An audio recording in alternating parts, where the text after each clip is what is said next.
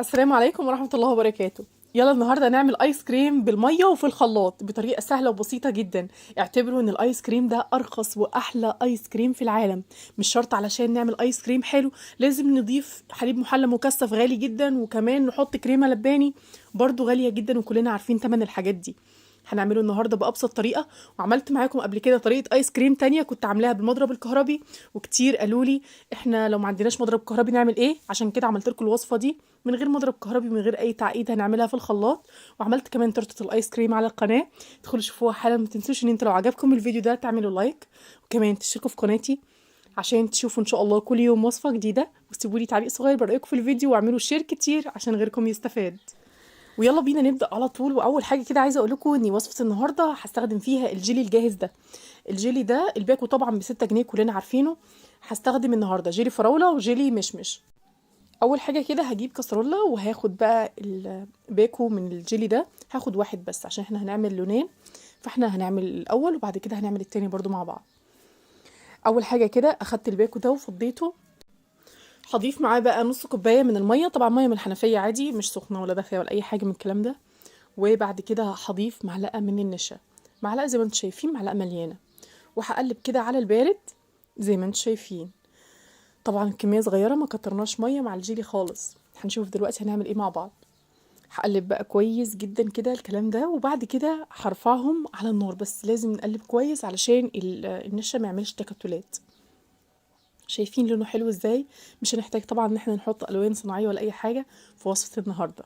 هرفعهم بقى على النار، اول ما يغلوا كده ما بتاخدش اكتر من دقيقه، وبنلاقيها تقلت وعملت فقاقيع كده. البابلز اللي طلعت دي معنى كده ان خلاص الخليط بقى تمام. بعد كده بقى هجيب بولة وهحط فيه الخليط ده.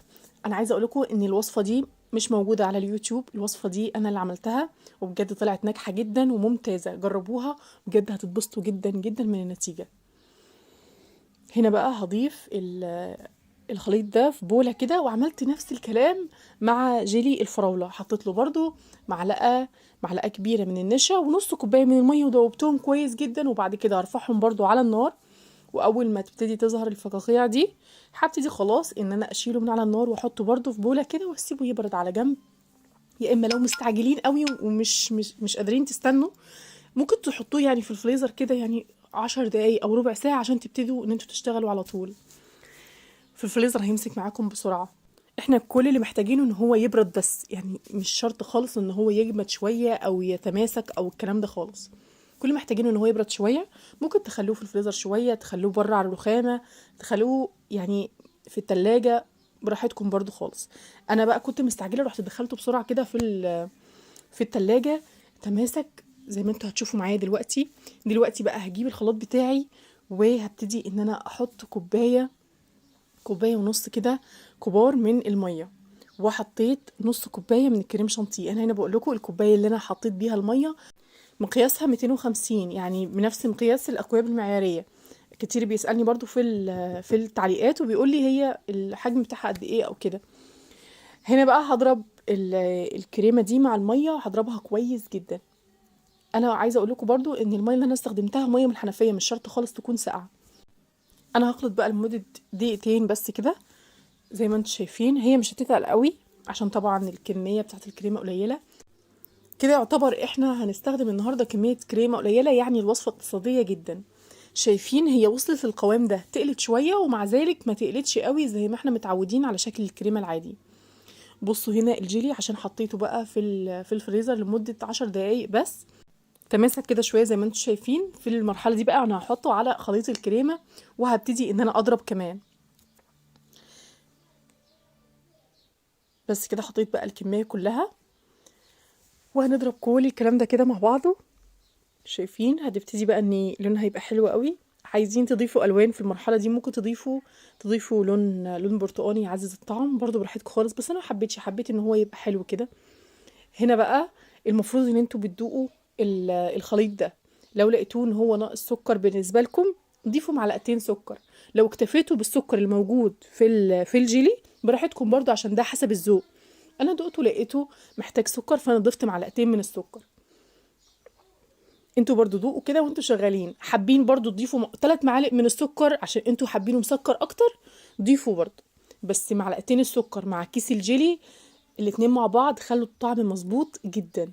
دلوقتي بقى انا جبت العلب، شايفين الخليط مش تقيل خالص، الخليط مش كريمي قوي، هو كريمي مليان هوا، مليان هوا طبعا من ضرب الخلاط، بس مش تقيل زي ما انتم شايفين.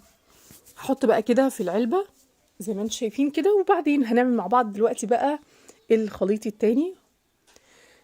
شايفين لونه؟ ممكن تضيفوا لون يعني لو مش عاجبكم من اللون ده، بس هو لونه حلو قوي في الاخر لما بيجمد لونه بيبقى اقوى من كده كمان. هنا بقى في النوع التاني انا حطيت برضو كوبايه ونص من الميه، وحطيت معلقتين سكر معاهم في البدايه عشان لقيت ان معلقتين السكر ظبطوا الطعم الاولاني، فانا حطيت هنا من البدايه معلقتين من السكر، وحطيت كمان نص كوبايه كده من الكريم شانتيه، وهبتدي ان انا اضرب برضو كويس جدا. شايفين؟ طبعا مفيش اسهل من كده في الخلاط، وحطوا كل المقادير وبس على كده يعني، ولا ضرب بقى بمضرب ولا اي حاجه من الكلام ده. عايزه اقول لكم ان الوصفه دي كمان تنفع لو انتوا حتى الخلاط بتاعكم بايظ او مش عندكم اصلا، تقدروا ان انتوا تستخدموا المضرب اليدوي برضو براحتكم برضو خالص. هنا بقى جيل الفراوله ما كانش مديني لون قوي، فانا حبيت بقى ان انا اعزز اللون، فحطيت لون الالوان الصناعيه طبعا كلكم عارفينها، وانا استخدمتها معاكم قبل كده كتير، وقلت لكم ان هي نوع كويس جدا مصرح بيه من وزاره الصحه. واسمها شفتوه دلوقتي، ممكن تعملوا سكرين لو عايزين ان انتوا تجيبوا شبهها او زيها، ممكن تجيبوه هتلاقوه عند محلات مستلزمات الحلواني، موجود يعني في كل حته دلوقتي. دلوقتي بقى كده فضيتهم في علبه، وانا حبيت بقى ان انا اعمل ستيكس كده. العلب دي طبعا موجوده برضو عند محلات مستلزمات الحلواني او اي حد بيبيع اللي هي الادوات المنزليه للمطبخ يعني وكده. حبيت بقى ان انا بعد ما انا فضيت يعني في الاربعه دول، انا حبيت ان انا اعمل هي الستيكس اللي بتبقى لونين. لو كنت افتكرت قبل ما افضيهم كنت عملتهم كلهم لونين، بس ما افتكرتش غير في اخر واحده دي. بس يلا مش مشكله، انتوا لو حابين ان انتوا تعملوها كده اعملوهم كلهم كده وما تنسوش زيي. بجد والله عجب الولاد جدا، وطعمها كانت تحفه وشبه الجاهزه كده وحلوه قوي. هقفلها بقى كده، انا جبت ورقه الومنيوم علشان اثبت الستيكس فوقيها كده. المفروض ان الحاجات دي انا جايباها اصلا بالستيكس بتاعها بلاستيك كده بس هم حابين انه هي تتعمل شبه الجاهزه، فقالوا لي لا يا ماما احنا عايزين اللي هي اللي بتبقى خشب، فانا جبت لهم ده. الحاجات دي يا اما بتتباع في الصيدليه اللي هي ستيكس الخشبيه دي، بتتباع يا اما في الصيدليه يا اما عند محلات مستلزمات الحلواني، بتلاقوهم كده مع بعض كده بيتباعوا كميه كبيره يعني. دلوقتي بقى انا هغطي العلب، لازم تكون العلب محكمة الغلق ومقفولة كويس، علشان انتوا لو حطيتوها كده من غير ما تغطوها في الفريزر هتكون طبقة تلج من فوق، وهتضايقكم جدا في التقطيع او في الاكل. هنا خلاص انا حطيتهم تقريبا يعني 5 ساعات بس في الفريزر، 5 ساعات وكانت جاهزة معايا. يعني انا كنت عاملاها الظهر، انا هنا فكيتهم تقريبا يعني بعد العشاء، ما خدتش معايا وقت خالص. تقدروا كمان ان انتوا تبيتوها ليلة كاملة. هنا بقى هبتدي ان انا افكها كده وهنشوفها مع بعض، شكلها قمر خالص وشكلها بجد تحفة. شايفين؟ متماسكة طبعا جدا زي الفل. هنا الستيكس دي لازم ان انتوا تستخدموا مية دافية، تحطوها كده في بولة كبيرة، وبعدين تسقطوا فيها القوالب دي علشان تتفك معاكم بكل سهولة، وانتوا بترفعوها ما تتكسرش، وانتوا بتطلعوها يعني من القالب ده ما تتكسرش منكم. شايفين؟ بتطلع كده. وشايفين بقى اللي هي لونين دي بجد تحفة. المرة الجاية ان شاء الله هبقى اعملهم كلهم كده لونين لما اعمله تاني، عشان بجد طلع شكلها حلو قوي وعجبت الولاد جدا. وانتوا كمان اعملوا كده، اعملوا لهم حركات كده حلوه تفرحهم، عشان بجد يحسوا ان هم بياكلوا حاجات جاهزه. وعايزه اقول لكم ان ده احسن من الجاهز كمان 100 مره، وخصوصا كمان ان هو انضف كمان. شايفين بقى هنا وانا بطلع الايس كريم، شايفينه مخربش ازاي؟ الخربشه دي وانتوا بتقطعوا كده بالمعلقه الايس كريم، ده اكبر دليل ان الايس كريم فعلا قوامه حلو قوي ومظبوط جدا. شايفين؟ طبعا احنا متعودين ان احنا لما بنيجي نطلع الايس كريم من الفريزر فبنخليه يرتاح شويه على الرخامه علشان يبقى سهل معانا في التقطيع. ما ينفعش ان احنا نطلعه من الفريزر على طول ونبتدي ان احنا نقطع يعني بالمعلقه، يعني عشان تسهلوا على نفسكم. المره دي بقى ملكوش حجه خالص. يعني الوصفه اللي فاتت لما نزلتها كتير منكم قالوا لي طب احنا لو ما عندناش مضرب كهربي نعملها في ايه؟ المره دي اكيد مش هتقولي لو احنا ما عندناش خلاط هنعملها في ايه. كتير منكم جرب الطريقه الاولى اللي انا عملتها الفتره اللي فاتت وعجبتهم جدا. المره دي الطريقه ارخص بكتير واسهل بكتير من الطريقه اللي فاتت. جربوا الطريقه دي كمان وبجد متاكده انها هتعجبكم، وخدوا الوصفتين عندكم واعملوا بقى الوصفه اللي انتوا تحبوها وقت ما تيجوا تعملوا تاني. وبس كده، انتوا لو وصلتوا معايا لغايه هنا قولوا لي في التعليقات انتوا بتحبوا الايس كريم بالمعلقه ولا بالستيكس كده زي ما احنا عاملين. وما تنسوش كمان ان انتوا تعملوا لايك لو انتوا لسه ما عملتوش، واشتركوا في القناه عشان تشوفوا ان شاء الله كل يوم وصفه جديده، وفعلوا الجرس عشان يوصلكم اي اشعار لاي فيديو ان شاء الله هنزله.